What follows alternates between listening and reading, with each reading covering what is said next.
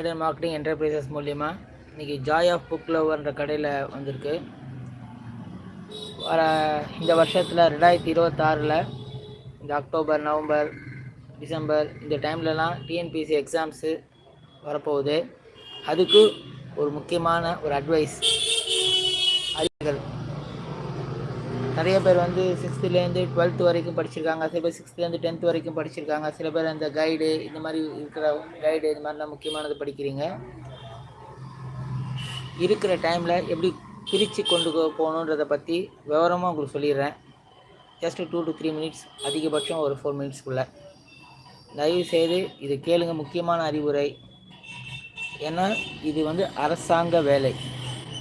ஒரு 6 மாதம் கஷ்டப்பட்டீங்கன்னா அடுத்த 55 ஆண்டுகள் 58 ஆண்டுகளுக்கு நிம்மதியான வாழ்க்கை வாழறதுக்கான ஒரு வழி. இதுதான் வாழ்க்கை, இதுதான் என் லட்சியம்னு தயவு செய்து உட்காருங்க. ஒரு நாளைக்கு 8 மணி நேரமாவது படிக்கணுன்ற ஒரு ஆம்பிஷனில் இருங்க. தயவு செய்து ஃப்ரெண்ட்ஸு, செல்ஃபோன்ஸு இதெல்லாத்தையும் கொஞ்சம் அவாய்ட் பண்ணுங்கள். எதுவுமே யூஸ் பண்ணாதீங்க. இந்த இடத்துல இந்த படித்தா போதும், அதை படித்தா போதும் நிறைய பேர் யூடியூப்பில் சொல்லுவாங்க. தயவு செய்து அதை கேட்டுக்கோங்க, பட் அதன் பிரகாரம் போகாதீங்க. ஸ்கூல் புக்ஸில் 6th-லேருந்து 12th வரைக்கும் இருக்கிற சோஷியல் சயின்ஸு, ஹிஸ்ட்ரி, தமிழ்லையோ அல்லது இங்கிலீஷில் எழுதுகிறவங்க அந்த சப்ஜெக்ட்ஸு அண்டு மேக்ஸு, சயின்ஸு இது எல்லாத்தையும் நல்லா படிங்க. எல்லோரும் சொல்லுவாங்க இந்த 2019 லாஸ்ட் எடிஷன் வந்திருக்கு, பட் 2026 வரைக்கும் 1-2 மாற்றங்கள் இருக்கலாம், பட் இது படித்தா மட்டும் கண்டிப்பாக போதாதுங்க. இந்த 2016க்கு 19க்கு முன்னாடி எடிஷன் வந்து பாருங்கள், அதுலேருந்தும் கொஸ்டின் ஆன்சர்ஸ் வரும். நிறைய பேர் அதை சொல்ல மாட்டாங்க. தயவுசெய்து அதை தேடி கண்டுபிடிச்சி அதுலேயும் படிங்க. 2019க்கு முன்னாடி வந்த எடிஷன்ஸு, 2008க்கு முன்னாடி வந்த எடிஷன்ஸ். அதனால தான் லாஸ்ட்டு 15 years கரண்ட் அஃபேர்ஸ்ன்னு சொல்லுவாங்க. நிறைய பொது அறிவு படிங்க. டெய்லி தி ஹிந்து பேப்பர்லாம் வாங்குங்க. அதில் முதல் 2 பக்கத்தை விட்டுட்டு 3வது பக்கத்துலேருந்து அதிகமாக படிங்க. அதில் எக்கனாமிக்ஸ் நிறையா வளர்த்துக்கலாம். அட் த சேம் டைமில் பாலிட்டிக்ஸு டெய்லி நியூஸ்லாம் கேளுங்க. ஒரு நாளைக்கு 8 மணி நேரம் கம்பல்சரி படிங்க.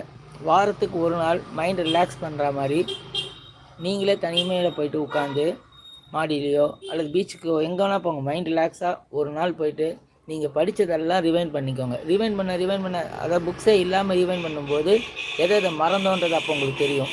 மறந்ததையும் சேர்த்து படிங்க. அப்படி படிக்கும்போது இதெல்லாம் நான் மறக்கலாம். 2வது முதல்ல பயத்தை எடுத்துருங்க. கிட்டத்தட்ட ஒரு 20 லட்சம் பேர் எழுதுகிறாங்க, 15 லட்சம் பேர் எழுதுகிறாங்க. அதில் பாதி பேர் கண்டிப்பாக கடைசி நேரத்தில் படித்தவங்களாக இருப்பாங்க. அவசரமாக எக்ஸாம் எழுதுகிறவங்க அந்த மாதிரிலாம் கூட இருக்கும். இந்த மாதிரி கோட்பாடுகள் தெரியாமல் இது மட்டும் படிச்சுட்டு வந்தவங்களாக இருக்கும். ஆனால் ஒரு 5 லட்சம் பேருக்கு மேலே இதுதான் என் வாழ்க்கைன்னு படிக்கிறவங்க. அந்த 5 லட்சம் பேருமே என்னுடைய வாழ்க்கை இதுதான் அப்படின்னு நினச்சி படிக்கிற மாதிரி நீங்களும் இருக்கணும். இன்னிலேருந்து நான் ஒரு தீர்மானம் எடுத்துக்கோங்க. ஒரு 6 மாதத்துக்கு நான் இப்படி தான் படிக்க போகிறேன். என்னோடய குடும்பத்தோட நிலைமையை முதல்ல தயவுசெய்து நினச்சிக்கோங்க. மற்றது எல்லாமே 2வது தான். உங்கள் குடும்பம் உங்களை நம்பி இருக்குது. நீங்கள் அரசாங்க வேலையை நம்பி இருக்கணும். அந்த அரசாங்க வேலை என் கைக்கு வந்தே ஆகணும். அதை மைண்டில் வச்சுட்டு தயவுசெய்து எவ்வளோக்கு எவ்வளோ படிக்க முடியுமோ படிச்சுட்டே இருங்க. என்னென்ன புக்ஸ்லாம் கிடைக்குதோ எல்லாத்தையும் சேர்த்து படிங்க. இப்போ இந்த புக்கு இப்போ இந்த ஒரு கம்பெனி இருக்குது, இந்த கம்பெனி மட்டும் படித்தா போதும்னா அதெல்லாம் நம்பாதீங்க. என்னென்ன கையில் கிடைக்குதோ எல்லாத்தையும் படிச்சுக்கிட்டே இருங்க. ஏன்னா இது அடுத்த 60 வயசு வரைக்கும் உங்களோட வாழ்க்கையை தீர்மானிக்கிறது. ஒரு 3 வருஷம் கஷ்டப்பட்டு அதே இதில் இருந்துட்டிங்கன்னா உங்களுக்கு ஆட்டோமேட்டிக்காக ப்ரமோஷன் வந்துடும். ஒரு 10 வருஷம் கண்டினியூஸாக ஒர்க் பண்ணிட்டீங்கன்னா எந்த ஒரு சிக்னேச்சர்ஸு இல்லாமல் உங்களுக்கு லட்சக்கணக்கில் லோன்ஸு எல்லாமே ஃபெசிலிட்டிஸ் இருக்குது அரசாங்க வேலையில். இதெல்லாம் அனுபவிக்கணும்னா ஒரு 6 மாதம் கஷ்டப்படுறதுல தப்பே இல்லை. அதனால் தயவுசெய்து இந்த வாட்டியே நான் சாவான்ற நம்பிக்கையில் படிங்க. ஒருவேளை தவறினா கூட திருப்பி பின்வாங்காதீங்க. அடுத்த வாட்டி நான் எக்ஸாமில் முடிச்சிருவேன், ஏன்னா நீங்கள் பாதி படிச்சிட்டிங்கன்ற மாதிரி ஆகிடும். என்னென்ன கிடைக்குதோ எல்லாத்தையும் படிங்க. 6th-லேருந்து மெயினாக 12th வரைக்கும் இருக்கிற எல்லா சப்ஜெக்ட் படிங்க. இலக்கணம் படிங்க, வரலாறு படிங்க. படித்ததை வாரத்துக்கு ஒரு நாள் ரிவைண்ட் பண்ணிக்கிட்டே இருங்க. இன்றைக்கி 2 நாள் இதை பற்றி படிக்க போகிறோமா, இந்த 8ஆம் கிளாஸ் புக்கு இன்றைக்கி எடுக்கிறீங்களா, 2 நாளில் முடிச்சுருங்க. அடுத்த ஒரு வாரம் கழித்து தமிழ் சப்ஜெக்ட் எடுக்குங்க. இந்த வாரத்தில் நான் தமிழில் 6th-லேருந்து 10th வரைக்கும் முடிக்கணும். 2 வாரம் உங்களுக்குள்ளே கணக்கு வச்சுக்கோங்க. இந்த 2 வாரத்துக்குள்ளே நான் தமிழும் வரலாறு முடிக்கணும். எப்படி பிரித்து உட்காந்து சின்ன சின்ன விஷயங்கள்லேருந்து எல்லாத்தையும் படிச்சுக்கோங்க. இலக்கணங்கள் அதிகமாக தெரிஞ்சு வச்சுக்கோங்க. வரலாறு அதிகமாக தெரிஞ்சு வச்சுக்கோங்க. அதனால் உங்கள் வாழ்க்கை கண்டிப்பாக மாறிடும்ன்ற ஒரு நம்பிக்கை முதல்ல உங்கள் மேலே நீங்கள் வைங்க. எவ்வளோக்கு எவ்வளோ முன்னேறணுன்ற மனசையே வச்சுட்டு படித்த அனைத்து நண்பர்களுக்கும் இந்த மாதம் நவம்பர், இந்த டிசம்பர், இந்த அக்டோபர் மாதத்தில், செப்டம்பர் மாதத்தில் வர எக்ஸாம்ஸ் எல்லாத்தையும் நான் வின் பண்ணி காமிப்பேன்னு 3த்துலையுமே அட்டன் பண்ணுங்கள்.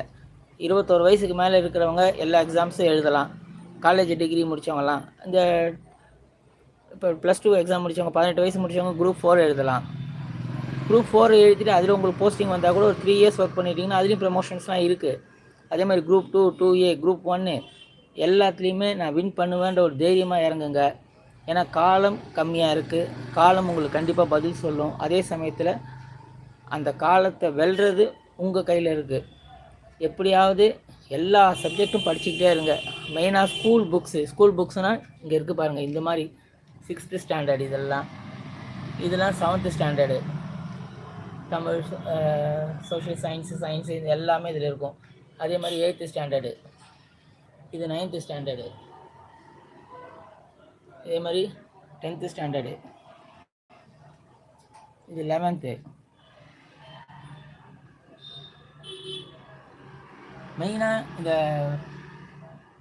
கவர்மெண்ட் எக்ஸாம்ஸ் எழுதுகிறவங்க அதிகமாக இதில் வர ஹிஸ்ட்ரி, பாலிட்டிக்ஸு, மேக்ஸ், சயின்ஸு, இங்கிலீஷில் எழுதுகிறவங்க இங்கிலீஷில் எழுதுங்க. இந்த மாதிரி ஸ்கூல் புக்ஸ் மட்டும் தயவுசெய்து அதிகமாக படிங்க. ஏன்னா இதுலேருந்து தான் உங்களுக்கு கொஸ்டின் ஆன்சர்ஸ் வரப்போகுதே தவிர, இதெல்லாம் ஒவ்வொரு கம்பெனிக்காரங்க அவங்க கையில் அவங்களோட இதில் விடுற நேமுக்காகவும் பிராண்டடுக்காகவும் வருது. இதுலேயும் படிப்பு. ஆனால் 2019 இருக்கிற எடிஷன். இந்த 19க்கு முன்னாடி இருக்கிற கொஸ்டின் ஆன்சர்ஸ் என்னன்றதெல்லாம் இந்த மாதிரி சப்ஜெக்டில் வரும்.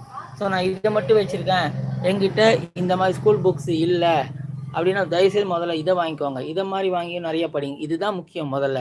இப்போ நான் இது எல்லாத்தையும் படிச்சிட்டேங்க, ஆனால் நான் பாஸ் ஆவேன். ஒரு 80, இதில் மிஞ்சி போனது ஒரு 70% வரும். ஆனால் மீதி இருக்கிற ஒரு 30 to 40% வரைக்கும் இந்த 2019க்கு முன்னாடி வந்த எடிஷன்ஸில் தான் வரும். தயவுசெய்து புரிஞ்சுட்டு படிங்க. படித்தது முக்கியம் இல்லை, படித்தது அதுக்கேற்ற மாதிரி வாரத்துக்கு ஒரு நாள் உங்களுக்குள்ளே ஒரு மைண்ட் ரிலாக்ஸாக தனியாக உட்காருங்க, மொட்டை மாடியில் உட்காருங்க, படித்ததை ரீவைண்ட் பண்ணுங்கள். டெய்லி கொஞ்சம் 2 hours ரீவைண்ட் பண்ணிக்கோங்க. 8 மணி நேரம் கம்பல்சரி படிங்க. ஒரு 4 hours படிங்க, ரெஸ்ட் எடுங்க. திருப்பி ஒரு 4 hours படிங்க, கொஞ்சம் நேரம் ரெஸ்ட் எடுங்க. அந்த ரெஸ்ட் எடுக்கிற டைமில் படித்ததை ரீவைண்ட் பண்ணிகிட்டே இருங்க. இப்படி ரீவைண்ட் பண்ண கண்டிப்பாக அரசாங்க வேலை உங்களுக்கு வரும்ன்ற ஒரு நம்பிக்கை முதல்ல நீங்கள் வச்சுக்கோங்க. கான்ஃபிடெண்ட்டாக இருங்க, ஜெயிப்பீங்க. நல்வாழ்த்துக்கள். ஜெயிச்ச அப்புறம் தயவுசெய்து மற்றவங்க அடுத்த வருஷம் படிக்கிறதுக்கு நீங்களே இதை ஃபார்வர்ட் பண்ணுங்கள். மற்றவங்களுக்கும் எல்லோரும் லைக் பண்ணுங்கள். ஏதாவது தவறாக பேசுங்க தயவுசெய்து மன்னித்து விடுங்கள். உங்களோட லைக்கு, உங்கள் ஷேர்லாம் தான் முக்கியம். வாழ்க வளமுடன்.